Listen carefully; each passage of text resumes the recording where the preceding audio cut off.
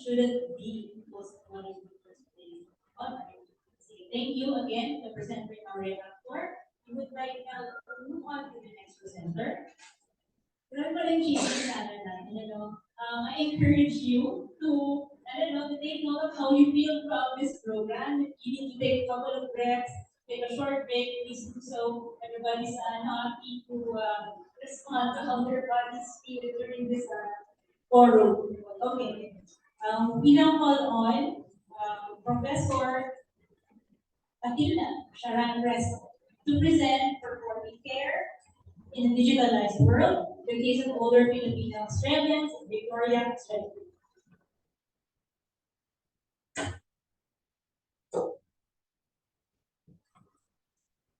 Hello. Hello, good afternoon to lahat. We are sorry that Professor Earvin cannot be with us, at least physically today, but I hope to be able to confidently represent what we have studied, at least early this year in Victoria, Australia.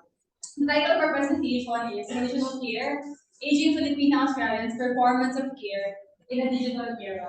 In the interest of time, I will skip through the second and third slide about the outline for presentation and our research project, and proceed towards our respondents, the Filipino Australians.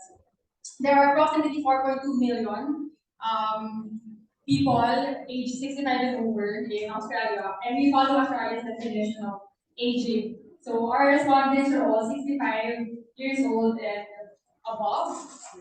There are also 1.38 million people aged 65 years old and over from culturally diverse linguistics groups background. So you have a lot of them, and the fifth of them, or fifth largest community, is Filipino Australians.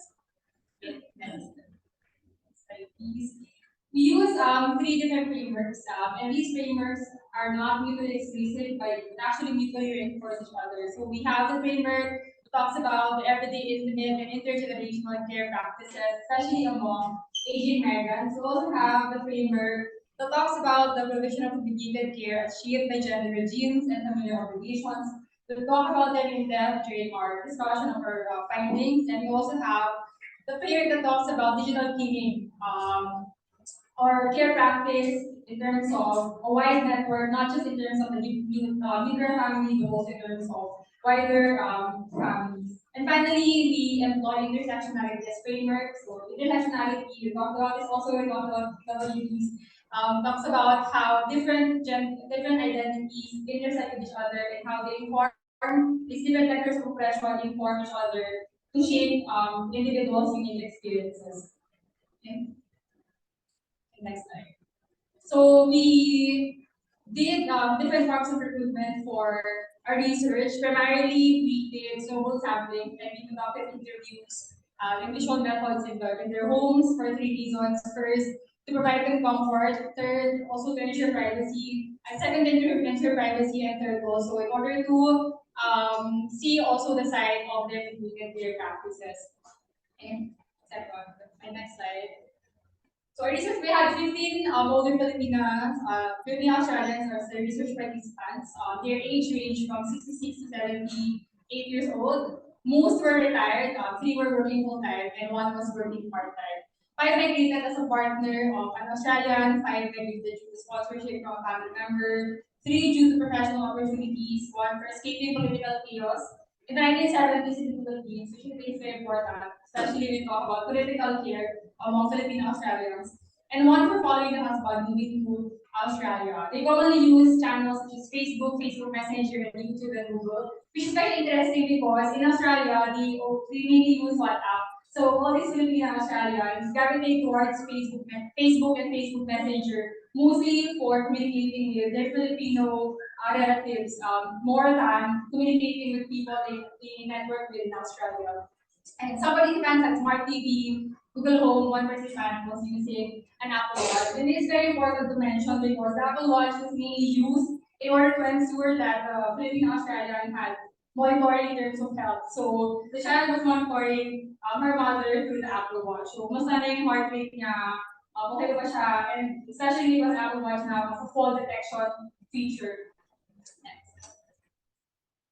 we used visual methods. One is photo documentation, so that just means documenting the space where they perform their digital care practices. So para ito, yung iPad niya, kita namin. So, nag-iPad siya, kasama niya yung mga anak niya. And the next is like, is photo elicitation. So, the difference between photo documentation and photo elicitation ay galing mismo sa participants, yung photo elicitation. So, we had question prompts. So, some of them are here. Like, for example, please provide 5 contents from your mobile device that show how you deliver and receive care. Is it text message? Is it photo? Did someone send it to you? Did you send it to someone? How does receiving content make you feel and why you share it around? So, again, photo elicitation, the photos will come from the participants, photo documentation, meeting them. Of course, with the necessary precautions and ethical considerations. Next. Okay. So these are our findings. First is that when we talk about care, we also include care for oneself in this type of care. But it's very important to point out that the way that Filipino Australians, the aging Filipino Australian migrants talk about care for oneself will still be founded on their relationship with other people. So for example, sabihin nila, oh, I use a mobile device so that I can pursue my hobby, I can explore interests, and engage with religious content. But when you probe their responses, all these hobbies will boil down to how they interact with their families.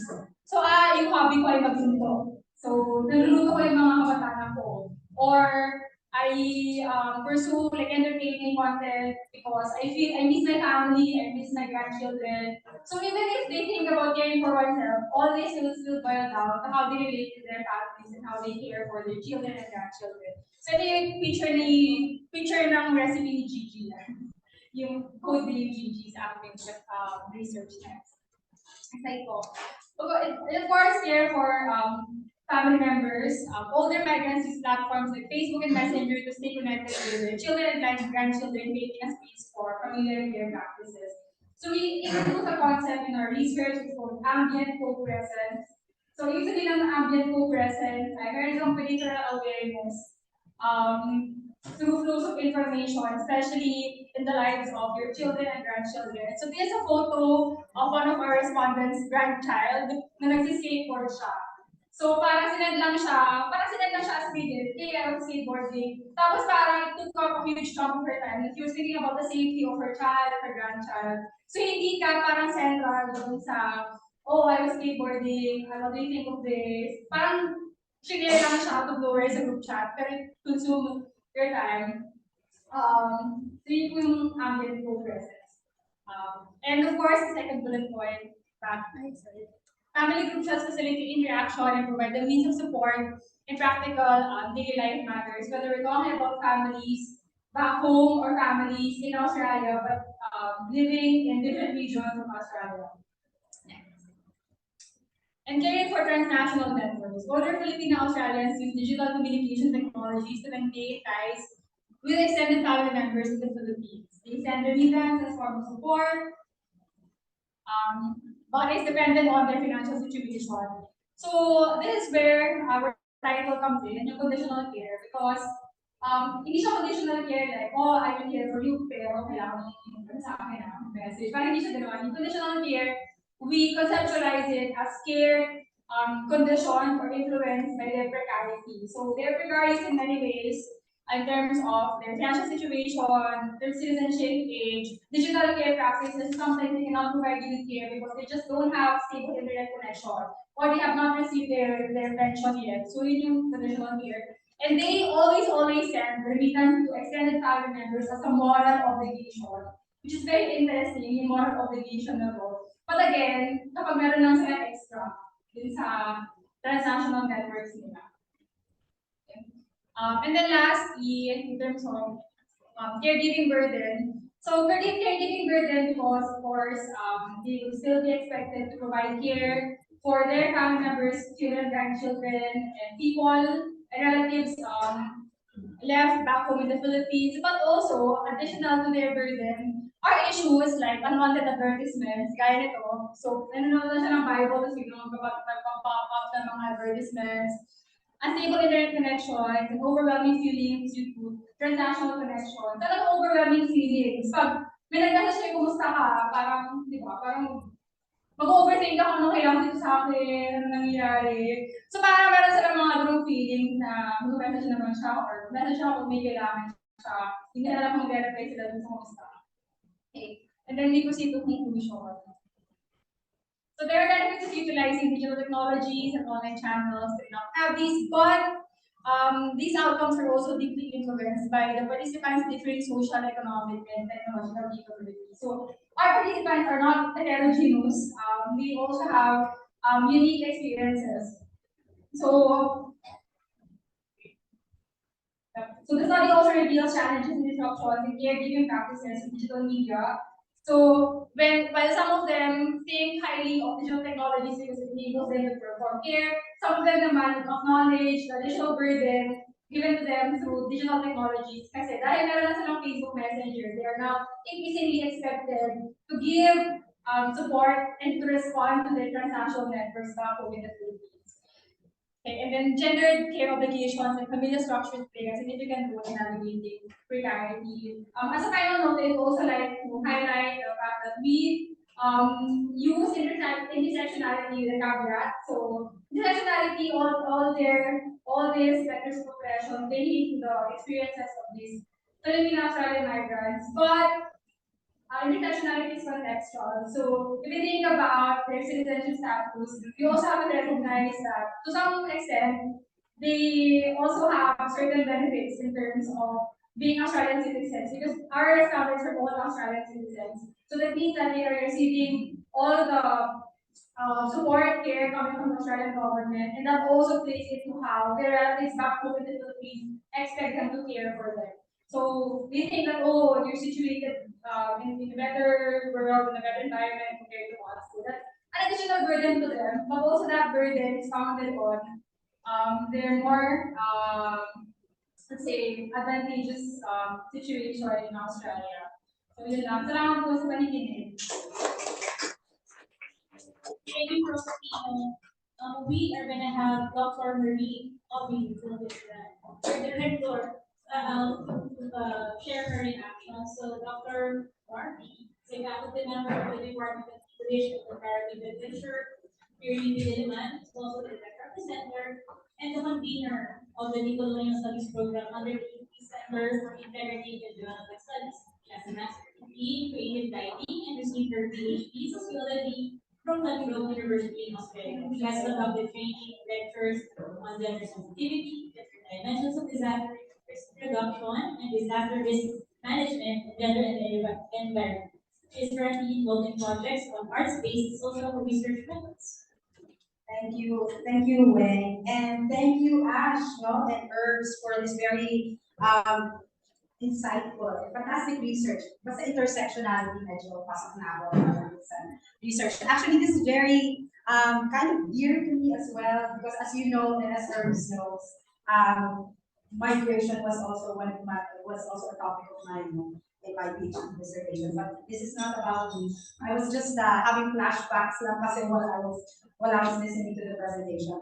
Actually, very interesting yung idea of care work pero through digital means. No? And pinakita dito na there are certain advantages to it na parang lagi naman natin sinasabi na ang advantage ng digital world, being able to, kind of through technology mo, being able to communicate. Okay siya kasi parang miski malayo na nakakapag-communicate ka, you still become part of that family in spite of that distance. No? Pero as shown in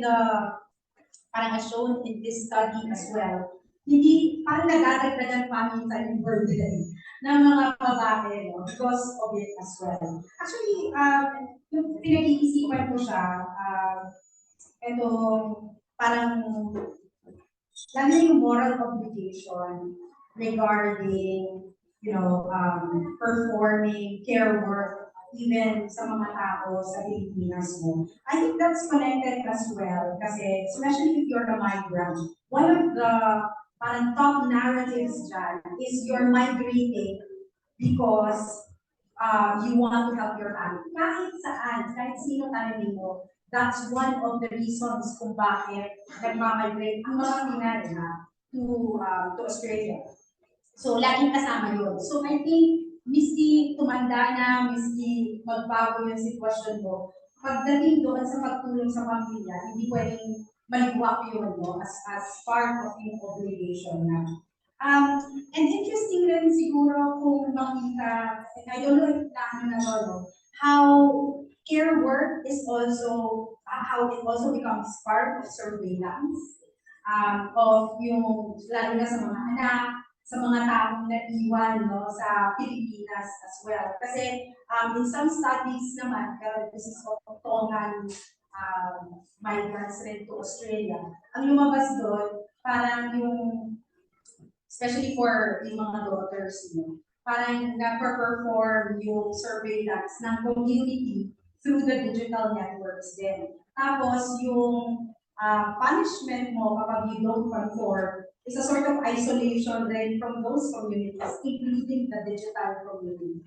So medyo parang siyang double-edged na yung labas na. And I also, I appreciate na pinalabas yung conditional care aspect of it. Kasi nga, not everyone has access to digital technology. I mean, to the internet, for one. You might think na Australia, it's all, ano yan, di ba? Parang nasa OECD countries yan.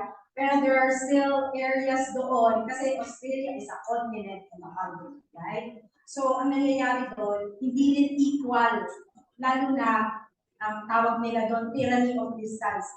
May big swathes of desert doon. So, ang nangyayari is, yung mga nandun sa outback, hindi rin ganon kaganda yung access nila. I know of some people when I was doing online teaching there, that they had to go to the library just to be able to access yung online learning. So, ito yung siguro mga aspeto na interesting for me, to read in that final research.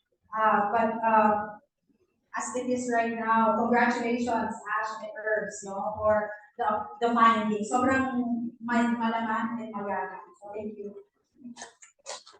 Thank you so far to me, and of course, thank you to our presenter. Just additional comment I really found it interesting yung methods na ginamit. Very creative, and I can only imagine yung difficulty or the demands of processing it, validating it. So it's really a good research that hopefully others can also apply this research. Something we can learn from in terms of the methods. Thank you again, and now we move on to our next presenters.